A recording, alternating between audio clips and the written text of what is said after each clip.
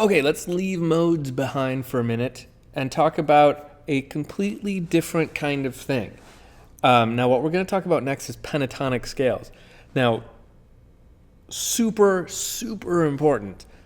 I need you to really leave modes behind, because that idea of kind of shifting a key signature or shifting the scale, the root note of the scale, to make the different modes, that does not work with pentatonic scales. In fact, that doesn't work with anything else.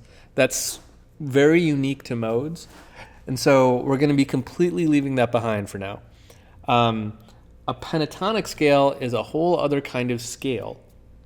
It is based on, there are major and minor scales, or major and minor pentatonic scales, but has nothing to do with modes. So let's get modes completely out of your head. Take a breather, just let those exist as their own thing, and going forward, we're gonna look at other things. So, pentatonic scales. These are really great. Here's a really good way to explain pentatonic scales to me. This is how I like to think about them.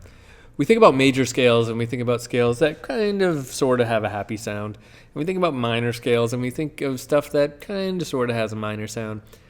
But what if you wanted a scale that kind of didn't really have much of anything? It didn't really have much emotional quality to it. What you'd want there is a pentatonic scale is really good for that. We have major and minor pentatonic scales. They exist in these two flavors of major and minor. But we use them a lot when we want kind of when we want stuff to take up space, but not really mean a ton. That's not entirely fair. We can use pentatonic scales to make very happy sounding stuff and very sad sounding stuff. But I'm thinking specifically of in electronic music, when we use pentatonic scales, that tends to be the reason. Pentatonic scales have a very rich history. They go back, they go all over the place, but you can find them in a lot of Eastern influenced music, also a lot of Western influenced music. The blues uses a ton of pentatonic scales. If you know anything about playing the guitar, you probably know how to play a pentatonic scale.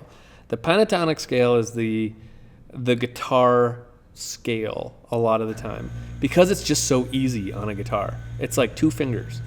So we use it a lot on guitar. You would also hear it a lot have you ever heard one of those, maybe a saxophone player who just rips, who just goes all day long? They're just rocking through pentatonic scales. They're not happy or sad. They're just fast. So that kind of fast solo riffy stuff, pentatonic scales are really good for those. Now, one thing we don't do with pentatonic scales is we tend to not use the diatonic chord progression with them. We don't build chords on pentatonic scales. That would be weird, and you'll understand why in a minute. But these scales they tend to go with normal chord progressions based on a major or minor key. So we're going to build a chord progression in a major or minor key, and then we might do some fun stuff over top of it, either in a melody or some kind of riff or something like that with a pentatonic scale. So they work together with major or minor chord progressions, but you don't build chords just using the pentatonic scales. Usually. You could. It would be pretty weird, though. And you'll see why in just a minute. Now, the word pentatonic, let's dissect this a little bit just to get us off the ground. We know that prefix penta from many things. A pentagram, a pentagon. I'm sure there are many other pentas. But it means five. A pentagon is a five-sided thing. So typically in a scale, we have 7 notes. In a pentatonic scale, we have only 5 notes. So this is the first scale we're going to see that does not have 7 notes in it. 7 notes up to the octave, right? This has 5 notes up to the octave. So it's a little different. And the reason that I say that it has less kind of emotional quality is because some of those notes we're leaving out. We leave out some notes, and those notes some of them carry some of that emotional quality to them. So by leaving them out, we're just kind of getting us down to notes that work well to kind of fill up space. Now we do still have the third in these, which is why they can be major or minor, because the third still exists.